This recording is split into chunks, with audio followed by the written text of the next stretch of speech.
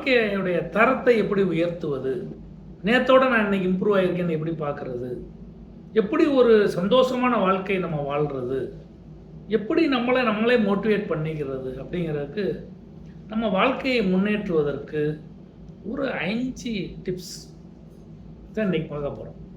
அதில் முதல் ஒன்று, set clear goals and prioritise them. தெளிவான இலக்குகளை நிர்ணயித்தல் மற்றும் அவற்றை முன்னுரிமைப்படுத்துதல். அதுக்கு என்ன செய்யணும்? ஃபஸ்ட்டு நம்மளுடைய இது என்னன்னு கேட்டால், நம்முடைய எய்ம் என்ன, நம்முடைய கோல் என்ன அப்படிங்கிறத நமக்கு தெரியணும். வெவ்வேறு ஏரியாவில் என்னுடைய எய்ம் என்ன, என்னுடைய இலக்கு என்ன. உதாரணத்திற்கு என்னுடைய கேரியர், நான் இதை ஆகணும். நான் ஒரு ஆஃபீஸில் ஒர்க் பண்ணிக்கிட்டு இருக்கேன், இன்றைக்கி கடைநிலை ஊழியராக இருக்கேன். நான் கண்டிப்பாக அக்கௌண்டண்ட்டாக வரணும், இல்லை ஒரு அசிஸ்டன்ட் மேனேஜராக வரணும், இல்லை மேனேஜராக வரணும், இல்லை எம்டி ஆகணும். இப்படி நம்ம ஒரு கேரியரில் நம்மளுடைய இதை பயன்படுத்தலாம். அது மட்டுமல்ல, என்னுடைய ஹெல்த் இப்படி தான் இருக்கணும் அப்படின்னு ஒரு இலக்கு. அப்போ அந்த இலக்கை நோக்கி நம்ம பயணமாகலாம். நம்முடைய ரிலேஷன்ஷிப் எப்படி இருக்கணும், என்னுடைய பர்சனல் க்ரோத் எப்படி இருக்கணுங்கிறத நம்ம என்ன செய்யணும், இந்த செட் கிளியர் கோல்ஸில் கிளியராக தெளிவாக இருக்கணும் நம்முடைய கோல். இந்த கோலை நம்ம என்ன செய்யணும், சின்ன சின்ன பகுதியாக பிரிக்கணும். ஏன் பிரிக்கணும் அப்படின்னு கேட்டிங்கன்னா, ஒரு சின்ன சின்னதாக பிரிக்கும் போது நம்மளால் அதை நிறைவேற்றி வைக்க முடியும், அதை சால்வ் பண்ண முடியும். இந்த சின்ன பிரேக் எதை நோக்கி இருக்கணும்னா, மெயின் கோலை நோக்கி நமக்கு இருக்கணும். அது மட்டும் இல்லை, நிறைய டாஸ்க் இருக்கும். நம்முடைய எய்மில் பார்த்தீங்கன்னா நிறைய விஷயங்கள் இருக்கும். 1 2 3 4 5 6 7 8 இப்படி இருக்கும். இப்போ எது முக்கியம், எது பின்னாடி வரணும்? இப்போ நம்ம முக்கியத்துவத்தை வரிசைப்படுத்த தெரிஞ்சிருக்கணும். எதை முடிக்கணும், எதை 2ஆக முடிக்கணும், நமக்கு ப்ரையாரிட்டைஸ் பண்ண தெரியணும். இப்போ இதான் தெளிவான நமக்கு என்ன இருக்கணும், ஒரு இலக்கை நிர்ணயிக்க பண்ணணும். 2வது, டெவலப் ஹெல்த்தி ஹேபிட்ஸ். ஒரு நல்ல ஹேபிட்ஸை, பழக்க வழக்கங்களை என்ன செய்யணும், உருவாக்கி கொள்ளணும். அதை இன்னும் நிறைய டெவலப் பண்ணணும். இப்போ என்ன செய்யணும், நம்முடைய டெய்லி ஹேபிட்ஸ் இருக்குது, தினசரி பழக்க வழக்கங்கள். அது ஃபிசிக்கலாக இருக்கலாம், இல்லை மென்டல் வெல்பீயிங்காக இருக்கலாம்.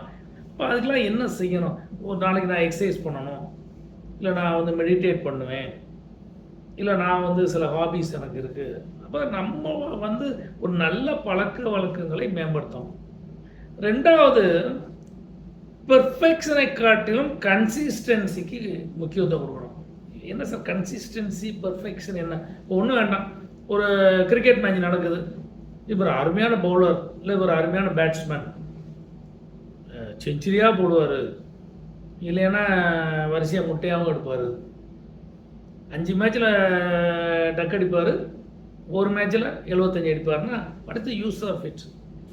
கேரண்டி அவர் 30 ரன் அடிப்பார்ப்பா, 30 40 ரன் கேரண்டி. சில நேரங்களில் என்ன செய்வார், 50 இல்லை 100 அடிச்சிடுவார். பவுலிங் ரொம்ப ரன் விட மாட்டார், கொடுக்க மாட்டார், இடையில விக்கெட் எடுப்பார். இல்லை ஒரு மேட்ச்சில் 5 விக்கெட் எடுத்தாருங்கிறது பெருமையா, ஒரு மேட்ச்சில் 5 விக்கெட்டை எடுத்துட்டு அடுத்து வரக்கூடிய ஒரு 10 மேட்ச்சில் நிறைய ரன்னை வாரி வளர்க்குறது ரைட்டா?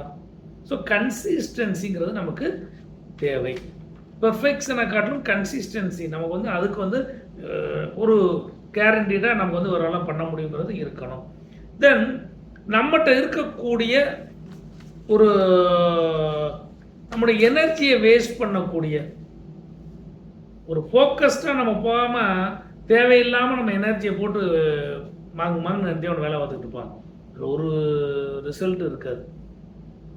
ஒரு வேலை பார்க்கும்போது நம்ம எனர்ஜி பயனுள்ளதாக இருக்கணும். 3வது, surround yourself with positive influences. நேர்மறையான செல்வாக்குகளை சுற்றி வாழ்வது. அப்படின்னா நம்மளை சுற்றி இருக்காலாம் எப்படி இருக்கணும், நம்மளை சுற்றி இருக்கால எப்படி இருக்கணும், நம்மளை இன்ஸ்பயர் பண்ணுற மாதிரி இருக்கணும், நம்மளை சப்போர்ட் பண்ணுற மாதிரி இருக்கணும்.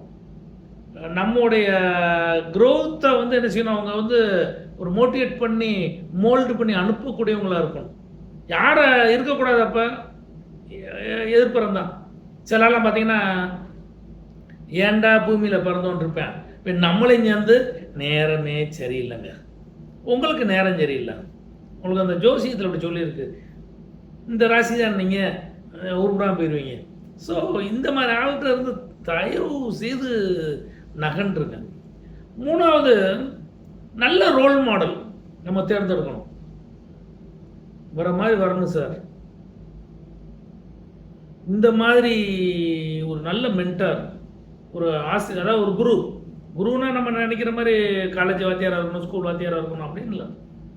ஒரு நல்ல பிஸ்னஸ் மேன் இருக்கலாம், அவர் நமக்கு நல்ல ஐடியாக்கள் சொல்லலாம், ஈஸியாக மென்டார். இப்போ இந்த மாதிரி ஒரு ஆட்களை நம்ம வந்து அடையாளம் கண்டு அவர்களோடு நெருங்கி பழகி அவங்க மாதிரி நம்மளும் வளர்றதுக்கு முயற்சி பண்ணணும். நாலாவது, எம்ப்ரேஸ் எ க்ரோத் மைண்ட் செட், வளர்ச்சி மனப்பான்மை நம்மகிட்ட இருக்கணும். வளர்ச்சி மனப்பான்மைனா என்ன?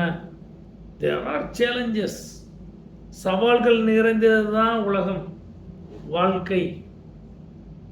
கல்லை கொண்டு எறியுவான், அந்த கற்களையும் படிக்கற்களாக நாம் மாற்றணும். இதுதான் நமக்கு முக்கியம். கள்ள தூக்கிறேன் இல்லை நான் போகும்போதெல்லாம் தடுக்கி விடுறேன், ஏன் தடுக்கி விடுறேன், எந்திரிச்சு ஓடுங்க. அப்போ சேலஞ்சஸை ஆப்பர்ச்சுனிட்டிஸாக மாற்றக்கூடிய திறமை நமக்கு வந்து என்ன செய்யணும், வளரணும். தென் ஃபீட்பேக், நம்மகிட்ட சார் நீங்கள் நேற்று நல்லா பண்ணீங்க, ரொம்ப அருமையாக இருந்துச்சு. இப்போ நான் அந்த ஒரு வீடியோவில் பேசுகிறேன், 2 பேர் சொல்லுவாங்க, சார் நீங்கள் வந்து இப்படி பண்ணீங்கன்னா நல்லாயிருக்கும், உங்கள் கேமரா ஆங்கிளை மாற்றுங்க, நீங்கள் இந்த மாதிரி சில டாபிக் பண்ணுங்க சார், நீங்கள் சிலது வேகமாக பேசுகிறீங்களா, ரொம்ப ஸ்லோவாக போகிறீங்க சார். இப்படி ஒரு ஃபீட்பேக் வரதை வைத்து நம்மகிட்ட நம்ம சில மாற்றங்களை நம்ம கொண்டு வரணும். சின்ன சின்ன விஷயத்தை கூட செலிப்ரேட் பண்ணணும். சபாஸ்ரா ரொம்ப அருமையாக பண்ணடா, ஸோ செலிப்ரேட். ஏதோ பிரச்சனை வந்துருச்சு, டோன்ட் ஒரி அபவுட் தட். அதில் இருந்து நம்ம எப்படி மீண்டு வருவது அப்படின்னு தான் நம்ம நினைச்சணும் பார்க்கணும். 5, take action and be consistent. சிலவங்களாம் பார்த்தீங்கன்னா ஓவர்